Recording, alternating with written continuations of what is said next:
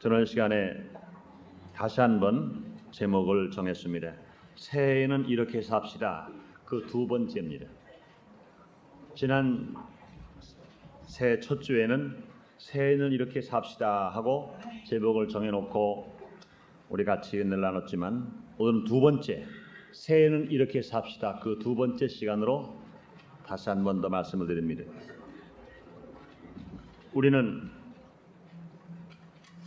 인간 속에서 살아갑니다.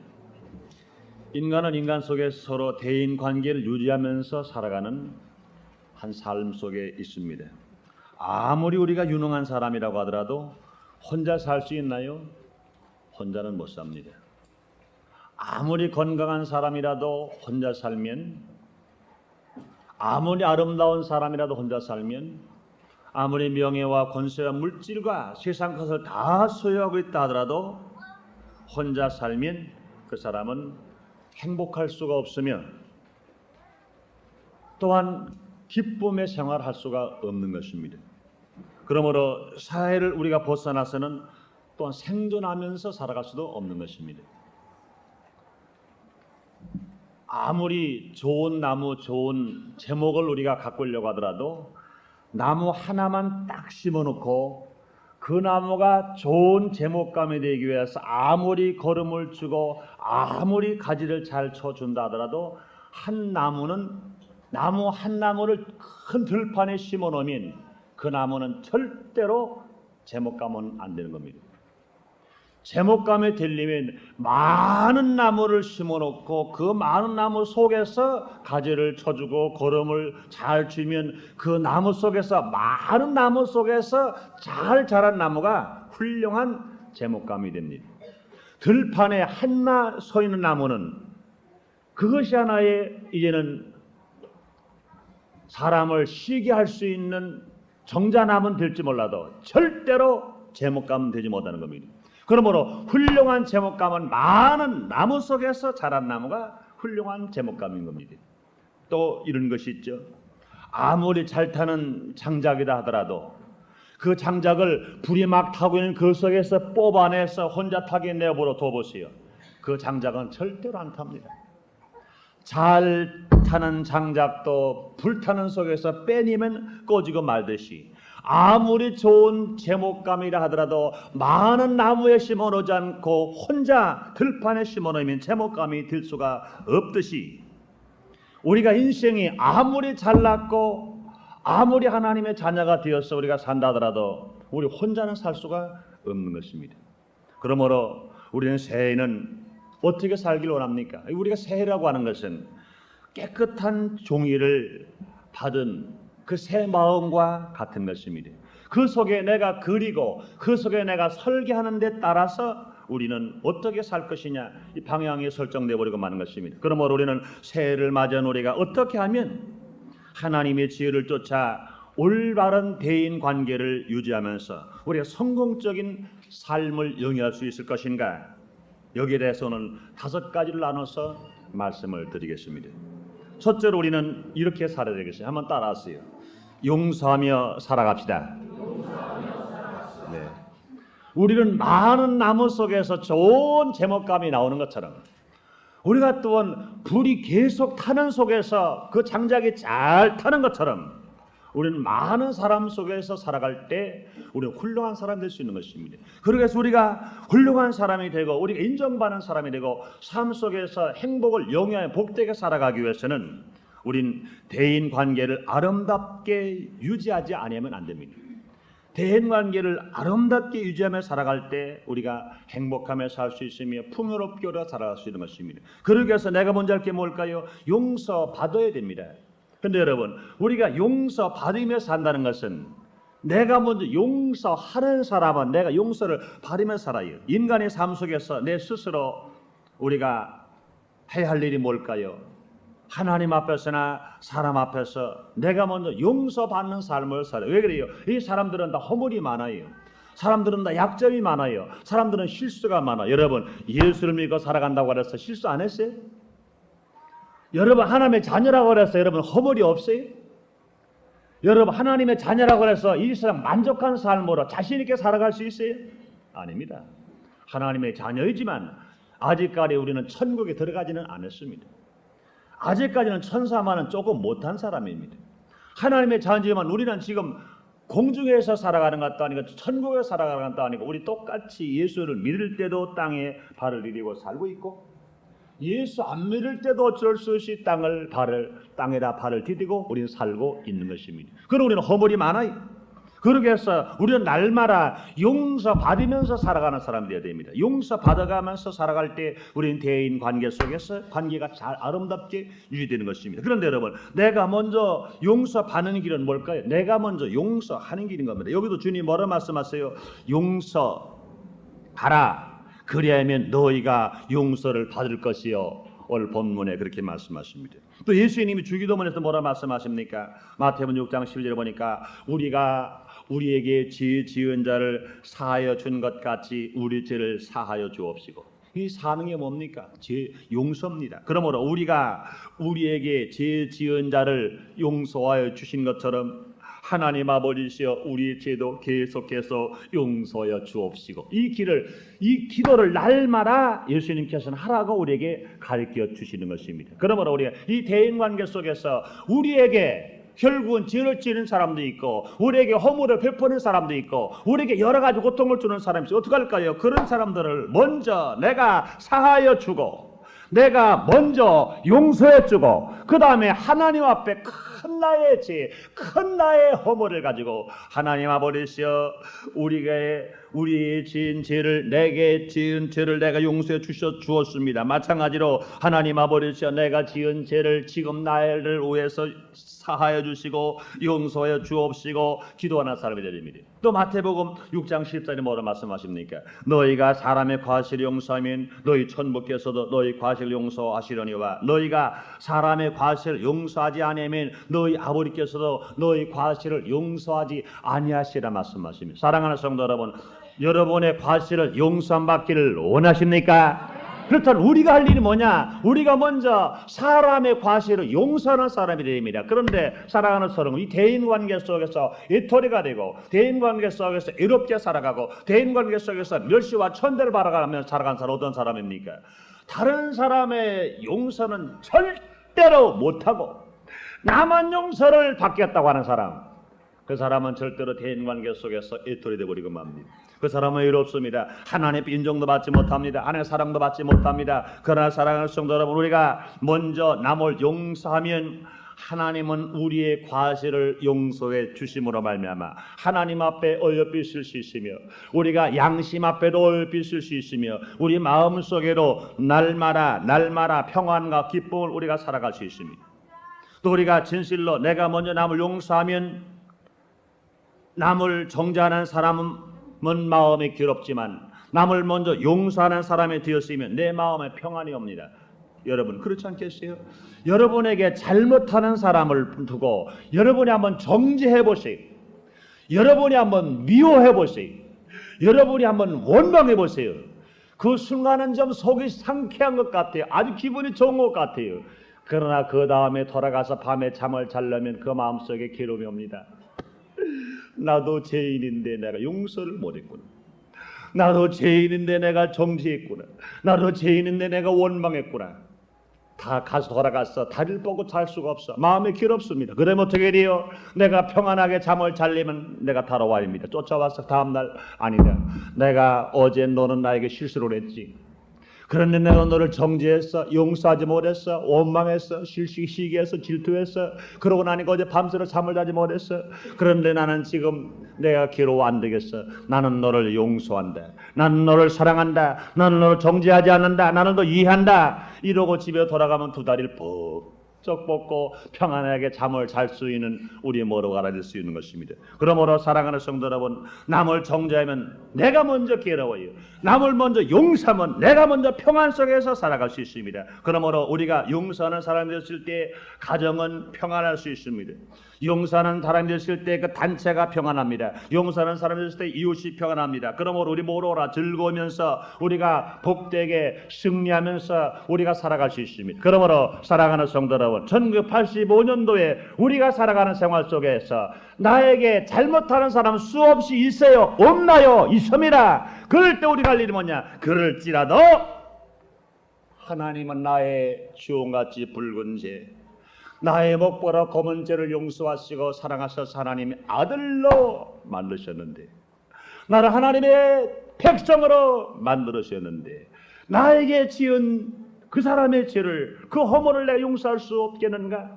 용서하고 사죄하고 사하여 주고 평안을 누리는 여러분 되시기를 예수 이름으로 축원합니다. 그 다음에 두 번째로 1985년 어떻게 살까요? 따라하세요. 섬기는 생활로 삽시다. 네. 하늘나라는요, 섬기는 곳에 임합니다. 하늘나라는요, 섬김을 받고자 하는 데는 절대로 임하지 않습니다. 마귀의 나라는요, 섬김을 받고자 하는 데 임한다고요. 마귀가 왜 사탄이 됐어요? 섬김을 받고자 하면은 결국은 그 사람은 원수 마귀가 되어버리고 마는 겁니다. 그러나 섬기는 사람이 되고자 하면 그것은 천국이 그곳에 임합니다. 우리 마음속에 항상 섬기는 마음이 되어버리면 내 마음은 천국돼. 그걸 항상 내가 잘났든지 못났든지 섬김을 받고자 하면 항상 그 마음속에는 마귀가 역사해서 염려, 근심, 불안, 공포 속에서 우리는 살아갈 수밖에 없는 겁니다. 인간은 원래 어떻게 창조되었어요? 섬기며 살도록 지어져 있습니다. 섬김을 받도록 지어져 있지 않다는 것을 우리는 분명히 알아야 됩니다. 우리 모든 피조물들은요, 하나님으로 말미암아 지음을 받았어요.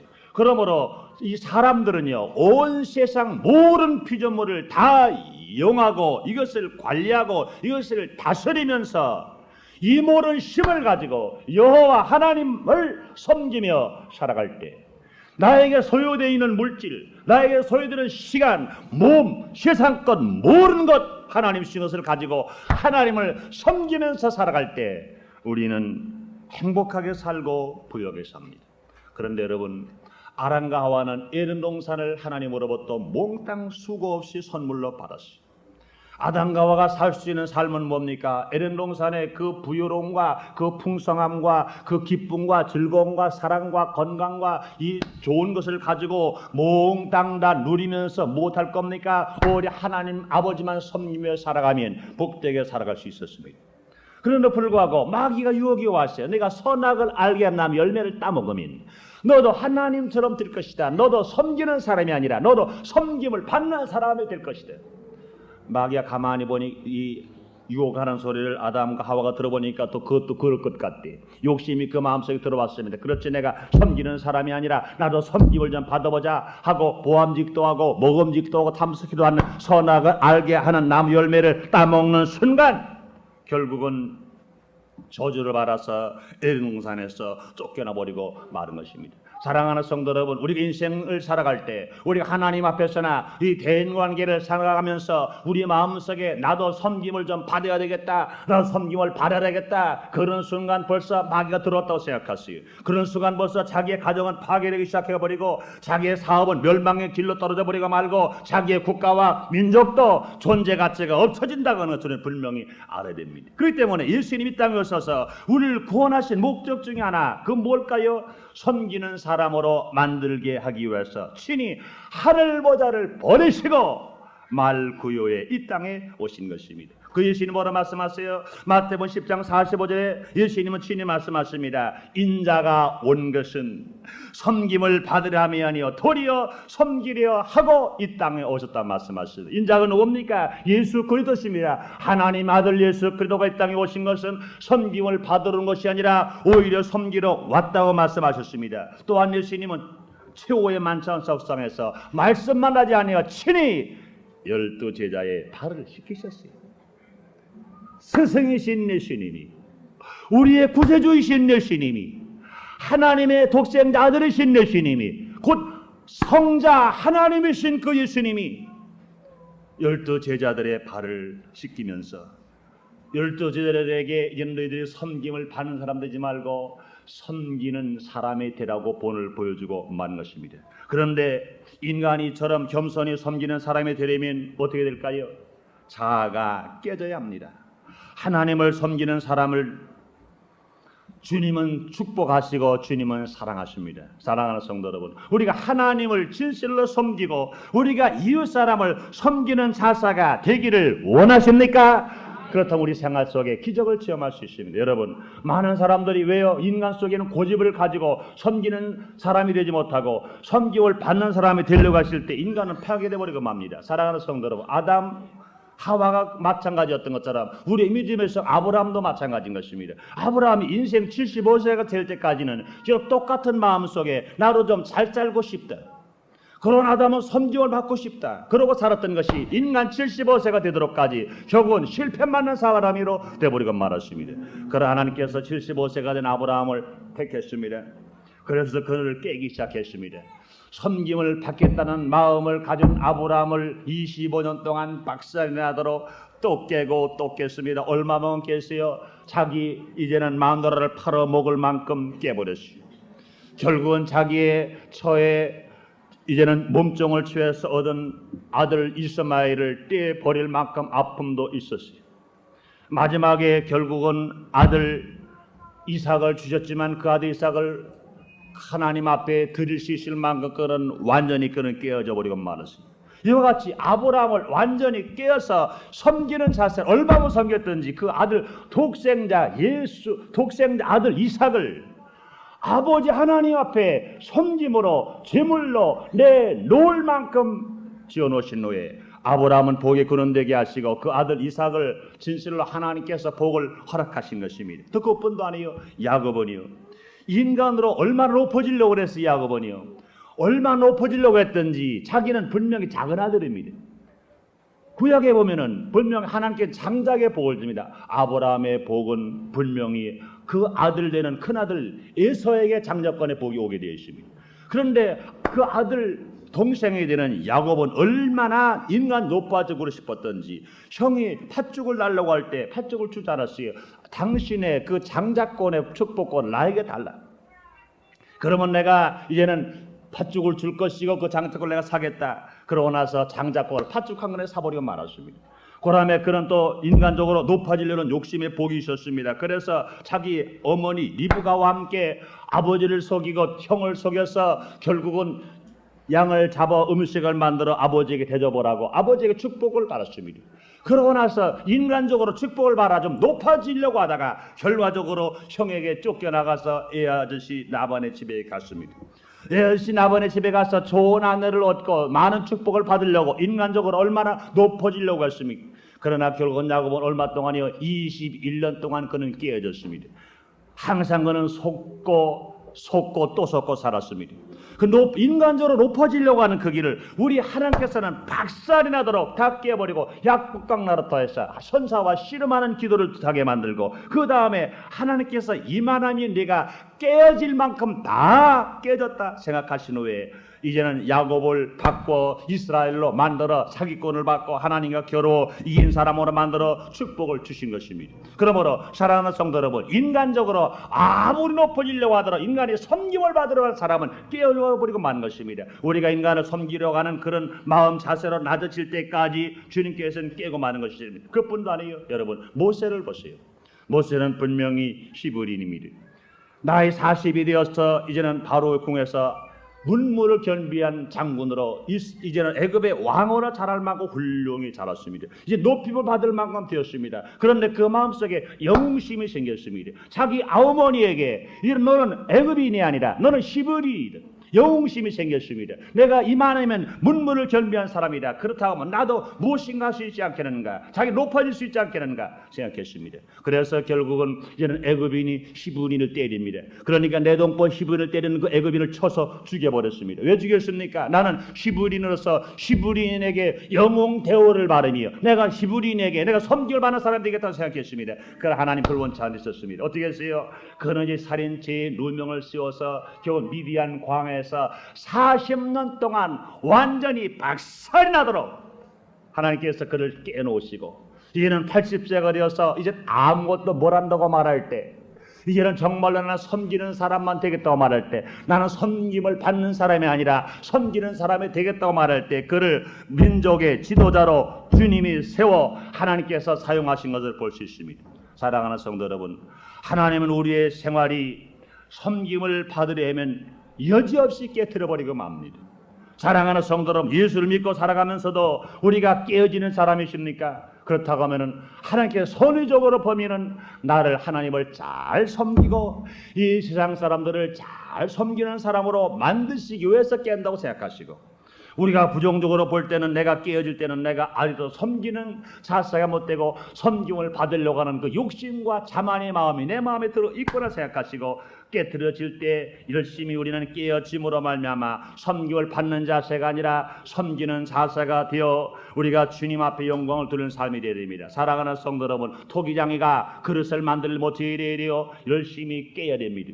진흙을 또 치고 또 쳐서 돌도 골라내고 찌꺼기도 골라내서 이제는 그릇을 만들기에 좋을 만큼 몽을 잘 되실 때 그 그릇을 만들어내는 것처럼, 사랑하는 성도 여러분, 우리가 하나님 앞에 쓰임받고 축복되는 삶을 살기 위해서 섬김을 받는 사람이 아니라 섬기는 사람이 되어서 우리는 승리의 삶을 살 수 있는 것입니다. 그러므로 오늘부터 우리는 아예 먼저 섬김을 받으려는 마음을 깨끗이 다 뽑아버리고 섬기는 자세로 살게 되시기를 예수님으로 축원합니다.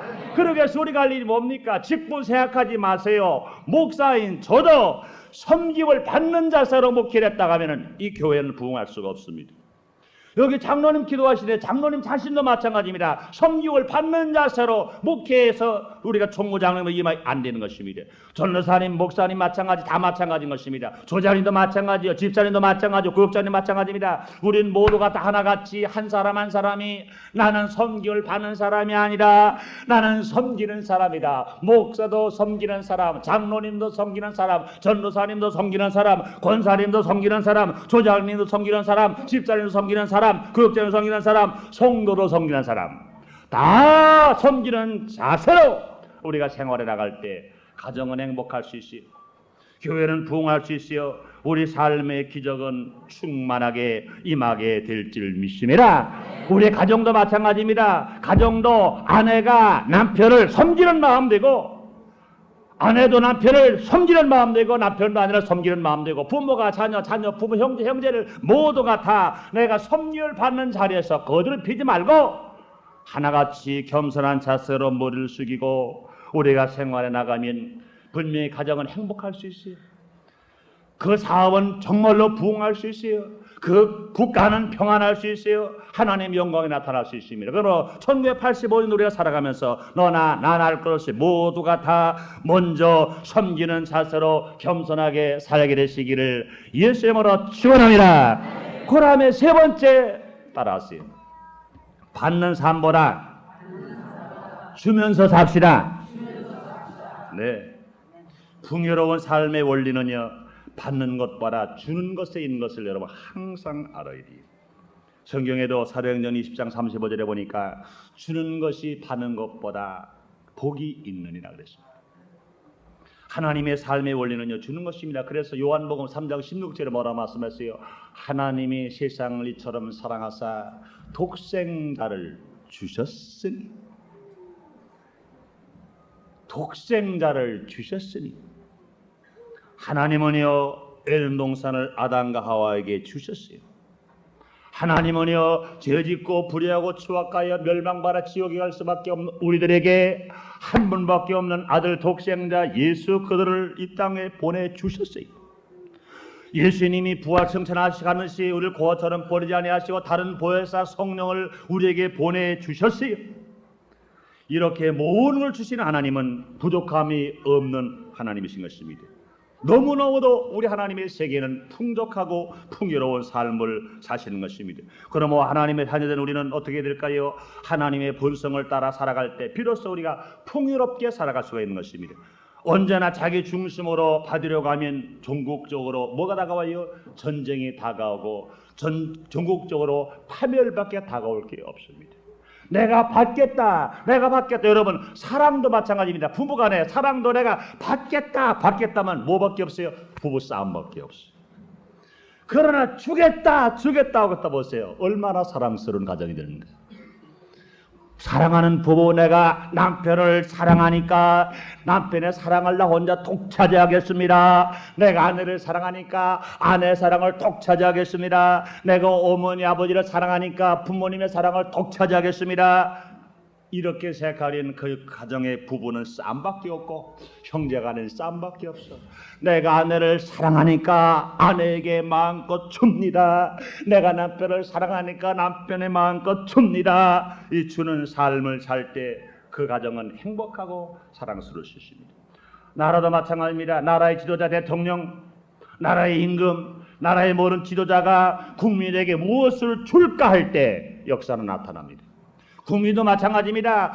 나라의 지도자가 나에게 무엇을 줄까 하는 것이 아니라 내가 부족한 가지만 내가 나라에게 무엇을 줄까 말할 때 그 나라는 부강할 수가 있습니다. 사랑하는 성도 여러분, 자연의 법칙을 살펴보아도요, 먼저 씨앗을 심고 주면 그곳에서 30배, 60배, 100배의 결실을 맺을 수 있습니다.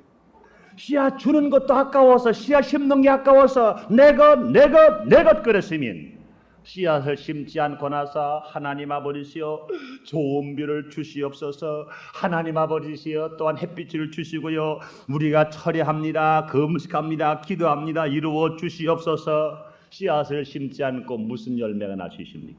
여러분, 자연법칙 그래요. 분명히 콩을 심었으면 콩이 납니다. 팥을 심었으면 팥이 나요. 밀을 심어서 밀이 나요. 분명히 그 심는 건 뭡니까? 주는 거예요. 밀을 심고 주었더니 30배, 60배, 100배. 콩을 심고 주었더니 30배, 60배, 100배 열매 결실을 맺을 수 있습니다. 여러분도 그것뿐만도 아닙니다. 우리가 기계도 원리도 마찬가지예요. 내가 항상 그런 말씀 가끔 드리잖아요. 시골 가면 펌프로 물 먹는 데가 있어요. 그 펌프 지하 속에는 지하수가 그득히 차 있습니다. 그런데 그 지하수를 뽑아 올리려면 어떻게 먹어야 됩니까? 그냥 펌프를 아무리 맨으로 굴러대도 안 돼요. 손이 터져나 굴러도 안 돼요. 땀이 나고 피가 나도 안 돼요.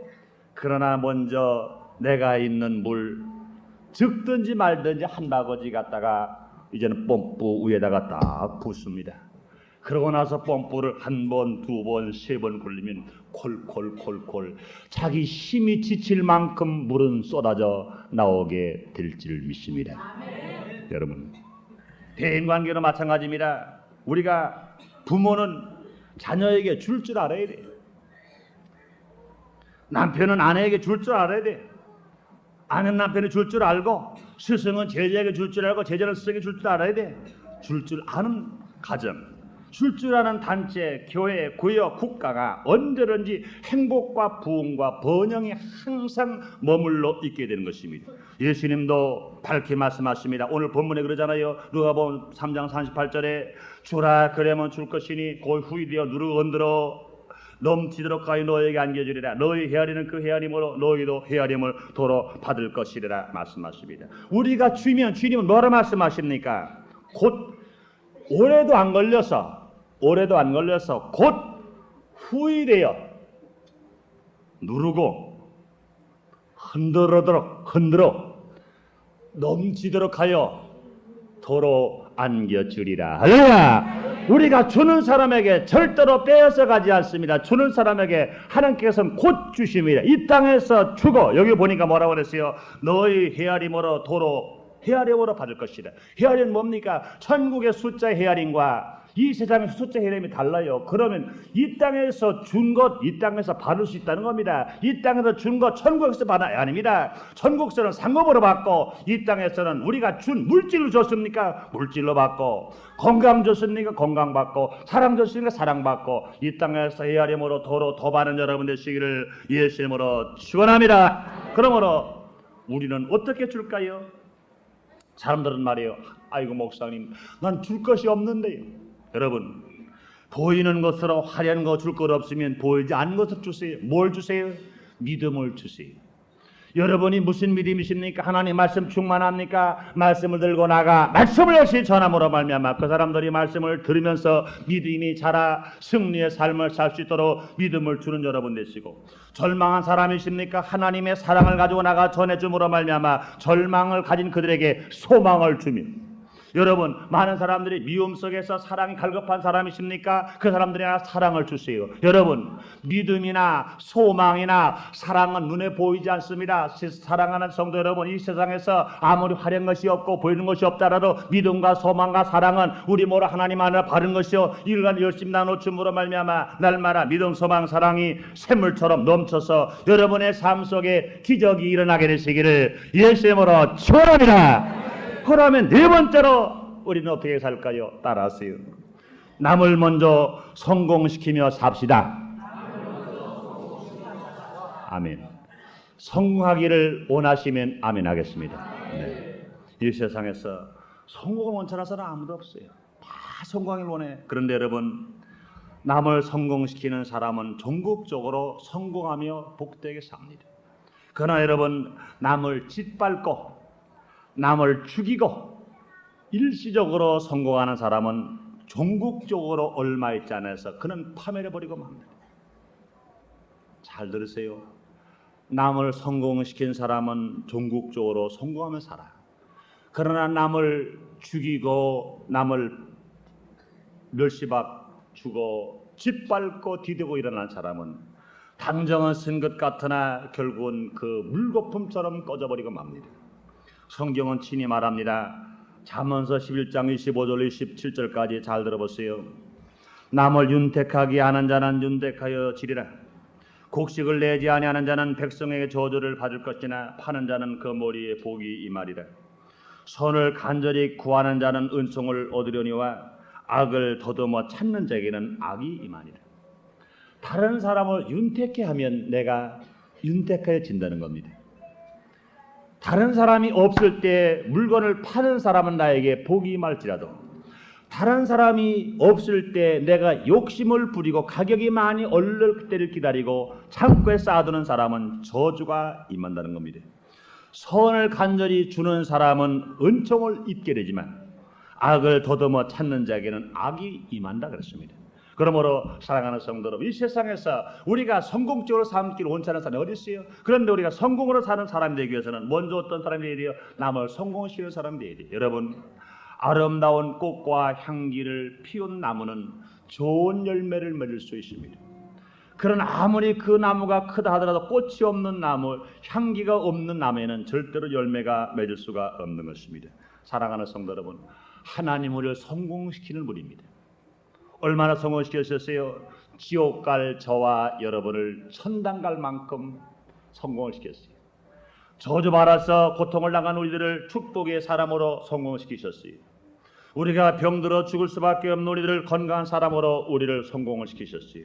우리 하나님은 어제나 오늘이나 영원토록 동일하신 하나님으로 실패만 난 우리를 성공시키시는 하나님이십니다. 그렇다고 우리는 하나님 자녀가 된 우리들은 남을 실패하고 내가 성공하는 사람이 아니라 다른 사람을 성공시키고 성공하게 됩니다. 그래서 시편 1편의 1절 이하에 그런 말합니다. 복 있는 사람은 악인의 깨를 쫓는 방법으로 복받았지 않은데, 복 있는 사람은 죄인의 길에 쓰는 방법으로 복받지 않은데, 복 있는 사람은 오만한 자리에 앉는 방법으로 복받지 않아요. 이 말씀은 뭡니까? 복 있는 사람은 악인의 길을 쫓지 않으며 죄인의 서지 않으며 오만한 자리에 앉지 않는다는 겁니다. 그러므로 사랑하는 성도 여러분, 우리가 복 있는 사람은 오직 하나님의 말씀을 즐거워할 주로 묵상한 자로다 하나님의 방법대로 할 때만 우리는 복을 받아 우리가 시냇가에 심은 나무처럼 사시사철 열매를 맞으며 잎사귀가 마르지 않으며 모든 행사가 다 형통한다고 주님은 말씀하십니다. 그러므로 우리의 모든 삶이 내가 어떻게 성공할까 하기 전에 먼저 우리가 할 일이 뭘까요? 내가 어떻게 다른 사람을 성공시킬까? 내가 어떻게 다른 사람을 성공시킬까? 내가 어떻게 다른 사람을 성공시킬까? 사랑하는 남편을 내가 어떻게 성공시킬까? 사랑하는 자녀 어떻게 성공시킬까? 사랑하는 친구를 어떻게 성공시킬까? 사랑하는 백성을 어떻게 성공시킬까? 사랑하는 성도를 어떻게 성공시킬까? 사업하는 사람은 우리의 거래선을 어떻게 성공시킬까? 우리 물건을 갖다가 팔고 있는 모든 대리점을 어떻게든 성공시킬까? 이런 사람이라면 성공할 수 있습니다. 그래서 정반대로 내가 대리점을 어떻게 알고서 내가 저 복받을까? 그 사업은 망해버리고 맙니다. 내가 직원들을 봉급을 어떻게 덜 주고 내가 먼저 빨리 부자가 될까 해보니 그 회사도 망해버리고 맙니다.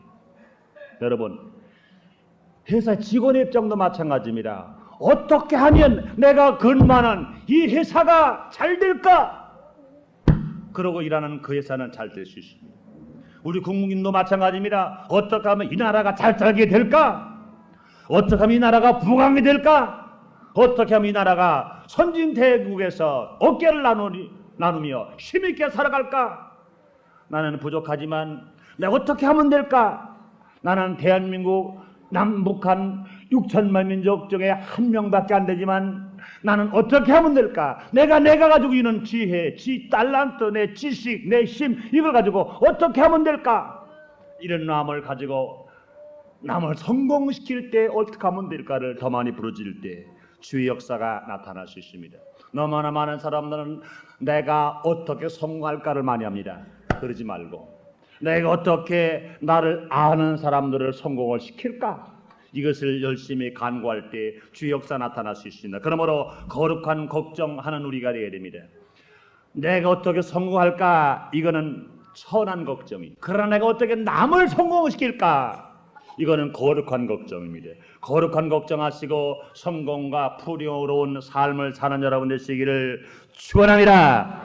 그 다음에 마지막 다섯 번째로 우리가 살아갈 것은 따라하세요. 밝은 면만 바라보고 칭찬하며 삽시다. 네. 이게 우리에게 필요합니다. 우리의 삶의 현장에는요, 분명히 아무리 어려워도 밝은 면이 있고 어두운 면이 있는 겁니다. 여러분, 하루를 보면은 분명히 밤이 있죠. 지나면 그 다음에 낮이 있어요. 또요, 날씨를 보더라도요, 비 올 때가 있지요. 또 비가 안 오고 날이 아주 화창하게 밝을 때가 있어요. 또 날씨를 보더라도요, 추울 때가 있지요. 그 다음에 또 더울 때가 있어요. 여러분, 우리가 밝은 햇빛이 오더라도 내 자신이 그늘진 곳만 찾아가면, 또 내 자신이 어두운 곳만 찾아가면 얼마나 찾아갈 수 있어요. 지금 밝은 태양이 있지만 내 삶이 계속 다리밑만 다니고, 이젠 큰 건물 뒷골목만 다니고, 결국은 큰 바위 밑에만 다니고, 큰 나무 밑에만 다니고, 어두운 데만 찾아다니면 하루 종일 햇빛 한번 못 보고 살 수도 있어요. 그러나 여러분, 정반대로 아무리 지금 어둡다 하더라도 밝은 곳을 찾아다니면 얼마나 밝은 데는 다 있습니다. 그러므로 우리 어떻게 살까요? 이 세상이 아무리 어렵다 어려운 데 보지 마세요. 슬픈 장면 보지 마세요. 맑고 밝고 환한 내 마음을 가지고 우리는 분명히 좋은 것을 바라보면서 살아가야 됩니다. 그럼 우리는 어두운 것을 바라보는 것이 아니라 우리는 분명히 밝은 태양을 찾아 나가면 분명히 태양은 나의 소유가 되어서 나만 비치는 것처럼 생각할 수 있습니다. 사람들이 그러잖아요. 우리가 아주 아름답게 마음을 먹고 사랑하는 애인과 길을 걸을 때, 달빛의 길을 걸을 때 가도 저 달은 우리만 쳐다보네. 저기서 출발할 때 우리만 쳐다보더니 여기서 또 쳐다보네. 저 달은 우리 보고 자꾸 웃네. 여러분, 똑같은 밤에 똑같은 달을 쳐다보는데도 불구하고 저 다른 나를 보고 웃네 말한 사람이 있고, 저 달은 바라보니 내가 슬프게 생각하는 사람이 있습니다. 사랑하는 성도 여러분, 달을 보는지 해를 보는지 맑고 밝고 환하게 봄으로 말며 그 속에서 기쁨, 소망, 사랑을 찾는 여러분 되시기를 예수님으로 축원합니다. 여러분, 인간의 삶도 마찬가지입니다. 절망적이고 부정적이고 어두운 면만 바라보며 사는 사람에게는 언제나 마음속에 슬픔과 고통밖에는 없습니다. 그러나 우리가 똑같은 환경을 바라보고 살더라도 우리가 항상 소망적이고 긍정적인 이 밝은 면을 바라보고 사는 사람에게는 언제나 행복과 기쁨과 즐거움이 항상 넘치게 되는 겁니다. 여러분, 지나온 자신의 삶 속에도 마찬가지입니다. 누구든지 살아온 환경 속에서 밝은 환경도 있었고 때로는 슬픈 환경도 있습니다. 그런데 슬픈 환경은 다 접어져 버리고 밝은 환경을 우리는 생각하면서 아름다운 옛 추억을 기억하면서 우리가 모든 면을 웃으면서 살아갈 때 우리 행복할 수 있습니다. 여러분 그렇잖아요. 오늘 내가 맑고 밝고 환한 마음을 가지고 과거에 행복할 때를 생각하면은 자기도 모르게 혼자 비주이게 웃어. 웃을 수 있어. 정반대로 슬픈 걸 생각하는 사람은 과거에 슬픈 것을 가지고 오늘 안 슬픈데 과거 슬픈 걸 찾아가지고 또 엉엉 울어버려요. 이런 사람이시 아닙니다. 우린 모두가 다 과거에 밝은 것, 지금 내가 밝은 마음을 가지고 찾아가지고 살면서 지금 내가 아픔이 왔더라도 정말로 소리 없이 비죽이 웃고 그 속에서 기쁨과 행복을 찾는 여러분 되시기를 예수의 이름으로 축원합니다. 더더군다나 하나님의 자녀가 된 우리는요, 아무리 세상이 어둡더라도 하늘 보좌 안에 계신 우리 하나님, 오늘도 우리 안에 계신 우리 하나님, 지금도 우리를 보고 계심으로 말미암아 우리 부족함이 없습니다. 다윗은 뭐라고 말씀했어요? 여호와는 나의 목자시니 내가 부족함이 없으리다. 그가 나를 푸른 채에 누이시며 쉴 만한 물가로 인도하심으로 말미암아 내가 사망의 음침한 골짜기를 다닐지도 해를 받지 않고 우리는 모두 가라 축복을 받을 수 있다고 고백함으로 승리의 삶을 사는 다윗이 되었습니다. 그뿐만 아닙니다. 십자가에서 피 흘리신 예수 그들을 바라봐야 됩니다. 그럴 때 죄의 문제가 해결되고 질병의 문제가 해결되고 저주의 문제가 해결되고 우리는 승리할 수 있습니다. 그뿐만 아닙니다. 우리 곁에 계신 보혜사 성령님을 내가 모셔드리고 환영하고 바라봐야 됩니다. 그럴 때는 새 힘을 얻어서 권능있는 신앙이 되어서 예수의 이름으로 기도할 때 한 길로 들어온 원수마귀가 7길로 떠나게 됩니다. 그러므로 우리 사회에는 선행을 행하는 사람이 얼마나 많은지 몰라요. 우리 사회에는 악한 사람만 많습니까? 아니요. 대한민국의 언론에 종사하는 분들, 이 자리에 성도님들이 계시다고 하면 밝히 이 말씀을 들으시고 한번 깨달으시길 바랍니다. 사회면에 보면은 요새는 조금 많이 달라졌어요. 사람 죽인 일, 강도질 하는 일, 나쁜 일만 계속 나와요. 그것을 보고 보는 건 뭡니까? 사람들은 모르거나 절망만 심어져. 여러분, 나쁜 것을 보고 나서 깨닫는 것은 1년에 한 번 정도 족합니다. 그런데 신문에 보면 볼수록, 텔레비전 라디오 틀으면 들을수록 사회의 구석구석 더러운 것만 보여줘. 더러운 것만 보여줘. 아닙니다. 잘못됐어요. 맑고 밝고 환한 사람 얼마나 많아요. 선행하는 사람 얼마나 많아요. 내가 얼마 전에 주일날, 지난 주일날입니다. 제대로 갔던 애들이 텔레비를 보고 있어요. 그동안에는 뭐 추적 60분 그래가지고 뭐 기도원 잘못된 거 뭐냐 이런 것만 했대. 근데 그 내용에서 한 사람이 아주 멋있는 말에서 내가 참 감격했어요. 그 중에 한 사람이 산을 찾는 사람이에요. 왜 당신은 산을 찾느냐? 그런데 그 사람이 그런 말 하대요. 이름을 잊어먹었는데 이런 말을 해요. 추적 60분 왜 그 비싼 방송료 드리고 비싼 세금 받아서 왜 그런 일 합니까? 어두운 것만 왜 보여줍니까? 추적 60분이 결국은 왜 썩어지는 것만 보여줍니까? 그것이 국민에게 변화를 뭘 줬습니까? 음지에서 정말로 맑고 밝고 환하게 하나님의 미랄에 썩어져가며 숨어서 희생하고 고생하고 정말로 힘있게 살아가는 사람들이 수많이 있는데 왜 그걸 안 보여줍니까? 그런 말을 할 때 내가 그랬어요. 옳다. 저 사람이 하나님 사람이다. 그래요. 마찬가지입니다. 여러분, 언론에 종사하는 분 혹 여기 계시다가 아니면 혹 이 제 말씀을 어느 신문을 통해서라도 어느 방송을 듣는 분이 계시다가 하면 대포를 듣는 분이 계시다면 분명히 밝히는 말씀합니다. 사회를 볼 때 어두운 면을 보면 기도하시고 밝은 면을 보면 칭찬하시라. 사람들은 말합니다. 어두운 면을 보면 입으로 전해서 공개해버리고 좋은 면을 보면은 숨지는 이런 마귀의 습성을 뽑아버리게 되시기를 예수님으로 축원합니다. 그러므로 사랑하는 성도 여러분, 우리는 1985년도를 살아갈 때 이와 같이 내가 먼저 용서하고 내가 먼저 섬기고 내가 먼저 주고 내가 먼저 남을 성공시키고 밝은 면을 내가 먼저 보고 내가 힘있게 살아갈 때 여러분의 삶 속에 기적을 체험하게 되시기를 예수님으로 축원합니다. 기도하겠습니다. 우리 다 같이 하나님, 1985년도 두 번째 주일입니다. 1년은 52주밖에 없는데 50주간은 우리는 하나님 앞에 계속 구할 말씀을 전할 겁니다. 그러나 적어도 첫 번째 주와 두 번째 주는 하나님의 자녀가 된 우리들이 어찌 하나님 앞에 한번 각오를 안 하겠습니까? 지난주에 이어서 이번 주까지 새해는 이렇게 삽시다 우리는 각오를 했습니다. 아버지, 듣는 것으로 끝나지 말고 깨닫는 것으로 끝나지 말고 이것을 행함으로 말미암아 이제 나머지 이 한 해 동안에 부르짖는 기도마다 주님으로부터 다 응답을 받으며 복되게 살게 하여 주시옵소서. 예수님의 이름으로 기도드리옵나이다. 아멘.